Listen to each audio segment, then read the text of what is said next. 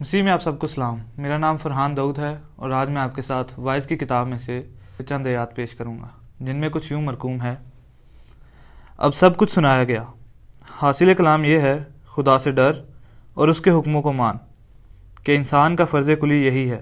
اس آیت میں ہمیں کلام کے مکمل ہونے کے بارے میں بتایا گیا ہے اور کلام کے نچوڑ کے بارے میں بتایا گیا ہے۔ کلام مکمل ہو چکا، اب فیصلہ ہم پہ ہے، ہم خدا کی طرف ہیں یا شیطان کی طرف۔ اگر ہم شیطان کی طرف ہیں تو ہمارے اجر سب کو پتہ ہے کہ جہنم ہوگا، پر اگر ہم خدا کی طرف ہیں تو خدا ہمیں بہت سی نعمتوں سے نوازے گا۔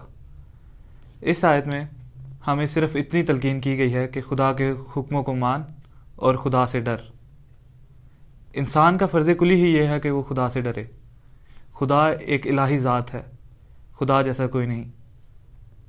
انسان تو اس کی جوتی کے برابر بھی نہیں۔ لکھا گیا ہے کہ انسان کی اتنی اوقات نہیں کہ وہ اس کے ٹکڑوں سے بھی کھا سکے، اس کے میز سے گھرے ٹکڑوں سے بھی کھا سکے، مگر اس نے ہمیں اپنے بیٹے ہونے کا حق بخشا اپنے بیٹے کے وسیلہ سے۔ تو ہمیں چاہیے کہ ہم اس کو مانیں، اس کا ڈر اپنے دل میں رکھیں اور اس کے کلام کو جگہ جگہ پھیلائیں۔ اس کے ساتھ میں درخواست چاہوں گا اور میں آپ سے بھی گزارش کروں گا کہ آپ بھی خدا سے ڈریں اور اس کے کلام کو اپنے دل میں جگہ دیں۔ خدا حافظ۔